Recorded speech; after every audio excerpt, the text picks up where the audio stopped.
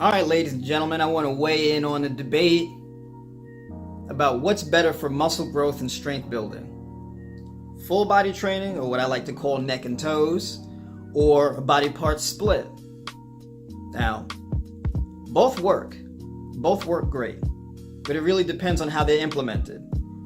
So don't get hung up on, should I go full body or should I do body part split? The answer is really, you should take a crack at both, right? You should alternate between either or. But I want to explain and go a little bit deeper as to why they work. Because there are 3 key elements that your program needs to effectively target and achieve in order for you to get the results that you're looking for. Okay?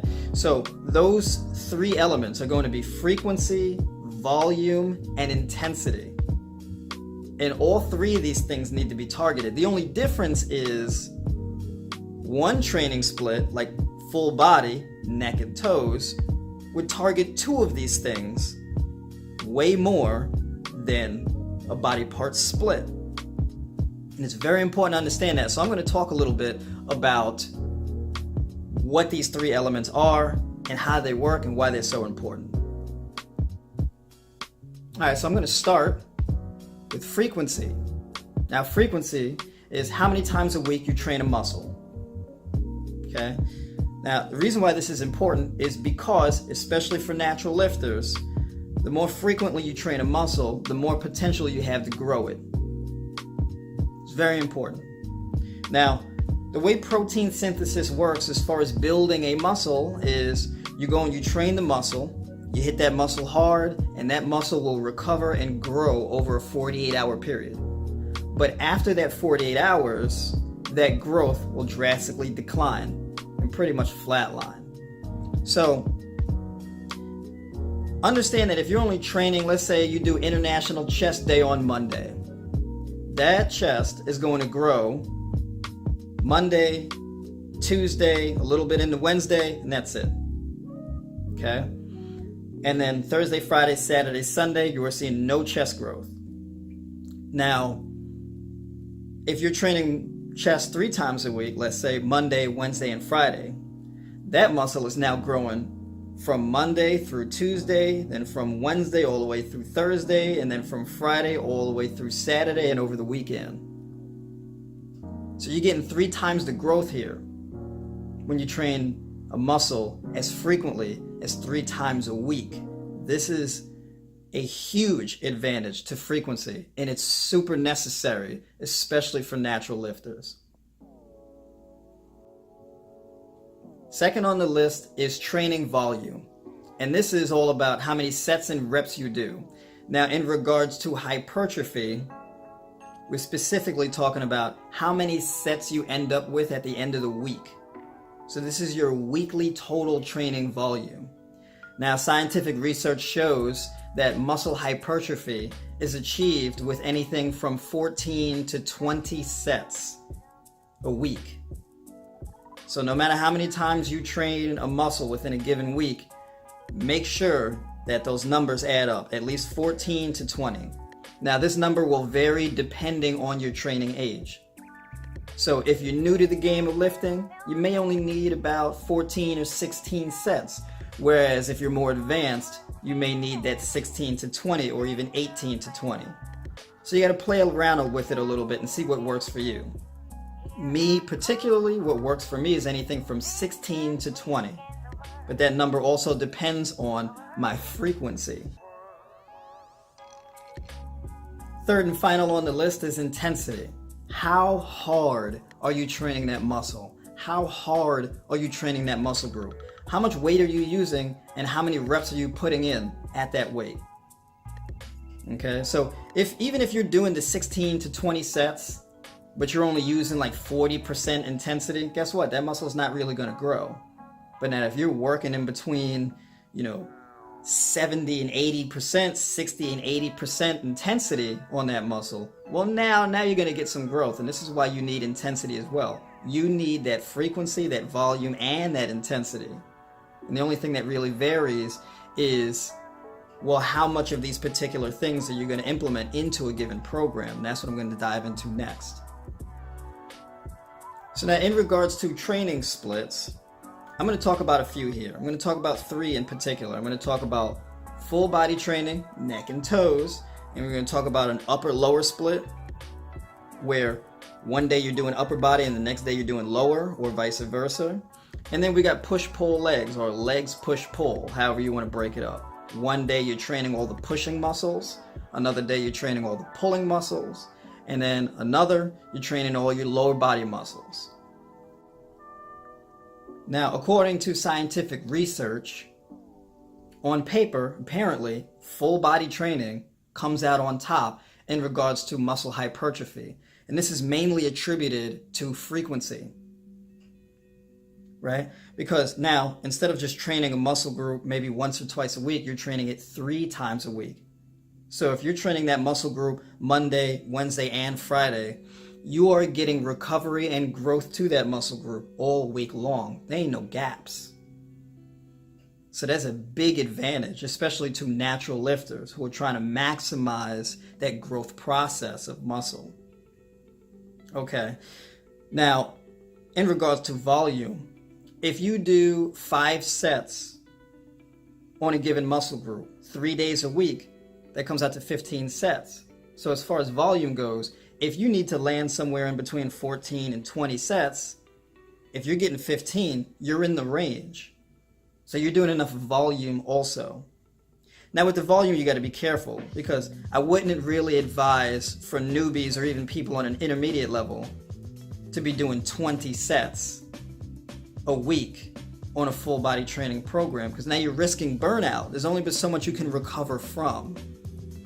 If you only have a day of rest in between and you're hitting big lifts like squatting and bench pressing, deadlifting and weighted pull-ups and things like that, you're really pushing it, right? Because your nervous system can only take but so much. So you would have to sacrifice a little bit of volume in order to capitalize on that frequency. So it's a little give and take, right? There's 3 elements. You're not going to be able to hit all 3 evenly. They're not going to be firing on all cylinders like that. You're going to have to, there's going to be a little bit of an exchange. So you're exchanging, you're capitalizing on the frequency and you're scaling back on the volume a little bit. So instead of 20 sets, you push it back to 15. But it's still enough to achieve amazing results as far as strength and muscle mass gain. Now, thirdly, there's intensity. And your intensity is going to take a little bit of a backseat also.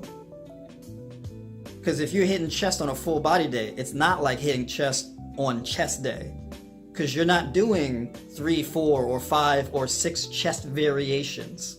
You're not doing barbell bench press, incline press, dumbbell incline press, chest flies, and push-ups till failure. You're not doing that on full body training, because I guarantee you'll be in the gym all day long and you will burn out, especially if you're a natural lifter. You will lose all of your motivation in no time. You will get weaker in no time. I'm telling you, that will backfire. Right? So do not do that. You do 1 to 2 exercises per muscle group on a training day, and that's it. So I'm not doing squats and then doing lunges and then leg extensions on full body training. I might just be squatting. I might just be bench pressing. I might just be deadlifting. I might just be doing pull-ups, and I might just be doing dips and 1 ab exercise. I'm only doing 5 to 6 exercises in a full body training split. And then I'm going home. I'm keeping it really simple. Okay, no meathead stuff. Now, with the intensity, I'm scaling back on all the exercise variations, but I can push it up a little bit when it comes to how much weight I'm lifting. So I am lifting weight that is in between 70 and 85% training intensity, right? 70 to 85% of my 1 rep max. That's what I'm using. Or if you want to go with RPE, which is rate of perceived exertion, right? Just how much effort are you putting in? Well, I'm using weight that's about a 7 to an 8, right? And I'm doing 6 to 8 reps per set. And that's how I'm going to be training full body in order to maximize on strength and muscle mass gains. So there's a little give and take. So it really depends on how you implement the training program. Now we're getting into upstairs, downstairs, the upper lower training split. Now this would be a 4-day-a-week training program. You're training Monday and Tuesday, you're training Thursday and Friday. So Monday and Thursday, you're doing lower body, and Tuesday and Friday, you're doing upper body. Now the frequency ain't 3 times a week, but it's twice a week, with 48 hours of recovery in between each time. So if you're training lower body on Monday, you got Tuesday and Wednesday to recover, and then you hit it again on Thursday. And then you got Friday, Saturday, and Sunday to recover. And then same thing goes for upper body. If you're training upper body on Tuesday, you got Wednesday and Thursday to recover, you hit it again on Friday, and then you have the weekend to recover. And then it's back to the grind the next week. So what you do is you sacrifice a little bit of frequency because it's not 3 times a week, but you've added an additional training day. And so adding this additional training day means more volume because you can do more within a given training session. So rather than doing 1 chest exercise, I can do 2 or maybe even 3. And instead of doing 1 pulling exercise, I can do 2 or maybe even 3. You see? And so now I can go from the 15 sets to the full 20. I can do 10 sets on a muscle group one day and then 10 sets on another. I got the full 20. And because I don't have to hit everything, I don't have to hit all neck and toes every time I step into the gym, I got a little bit more gas now. And I got more training days, so I can split it up a little bit more. So it's just a different implementation. Now, in the intensity aspect, I can put a little bit more intensity in too, because I don't have to hit every single muscle group in one shot, so I can focus on an individual muscle group a little bit more. So I can do 1 muscle group where I'm hitting 6 to 8 reps on 1 exercise, and then the next exercise I do in that muscle group may be somewhere like 10 to 12 reps, 8 to 12 reps, maybe even 16 reps. Maybe I may have a rep goal, like achieving 100 reps, so I can really get that blood flow and engorge the muscle. Whatever you want to do, there's a lot of different options. So now I have those options with an upper-lower split. I can start getting a little meat-headed, right? I can start getting into that real bodybuilding stuff, right? Start really cranking out some serious work now. So we sacrifice a little frequency, but we pick up volume and intensity. It's a very good trade-off, and this always works. I've seen progress from this 100%, not just in me, but in my clients as well. So things are just rearranged a little bit. But this goes to show you that in practice, full body is not the only way to do it. You can also do it with an upper-lower training split. And now let's move on to the final split, which is push, pull, legs, or legs, push, pull. Got to set a little disclaimer here before we dive into push-pull legs. It is not for the faint of heart. It is not for your average person. It is not for the newbies. Because you're going to be in the gym 6 days a week, which means there is very little room for error. So if you have problems with consistency in your eating, your sleeping, or just making it to the gym, this may not be the thing for you. Now, push, pull, legs. This is 3 categories that need to be hit twice a week. So this means you're going to be in the gym Monday, Tuesday, Wednesday, Thursday, Friday, Saturday, then resting Sunday, and then you're back on the grind Monday. So you can hit the frequency twice a week, and you can definitely hit volume 20 sets a week. And you can hit intensity. working with a variety of rep ranges, 6 to 8 reps, 8 to 12 reps, 16 to 20 reps. You can do all of that every training day if you wanted to. But I would only recommend that you do this push-pull leg program if you want to compete as a bodybuilder, you want to do bodybuilding, you want to develop that bodybuilder physique.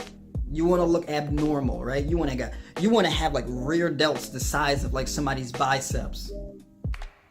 You want to be in the gym doing wrist curls or something ridiculous like that. You want to be doing shrugs because you want these camel humps on top of your neck, right?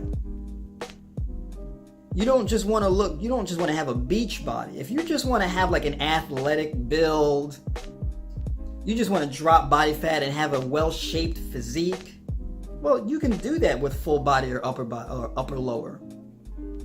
But if you're serious, if you're hardcore, if you're a serious iron addict, that's what the push-pull leg program is for. You want to be in the gym all day, every day. Well, not all day, every day, but you want to be in the gym every day. You're obsessed. You want a physique of greatness specifically, then do push-pull legs. But if you're playing like a sport, maybe you're practicing for basketball or something like that, you can't be doing this weightlifting 6 days a week and then practicing your sport. Also, if you're a power lifter, you may just want to do full body or upper lower, because all you really got to do as a power lifter is squat, bench, and deadlift. So you don't need huge traps and huge rear delts and thick calves in order to be good at powerlifting. So you just got to decide what you want to do, right? You got to decide what are your goals. So that pretty much wraps that up. I think I've covered everything there. If I missed anything, got any further questions, feel free to leave a comment. If you're looking for a program to follow for your specific goals, you want to work with a coach, let me know. I'll work with you. I'll coach you. I'll show you how to get to where you want to be.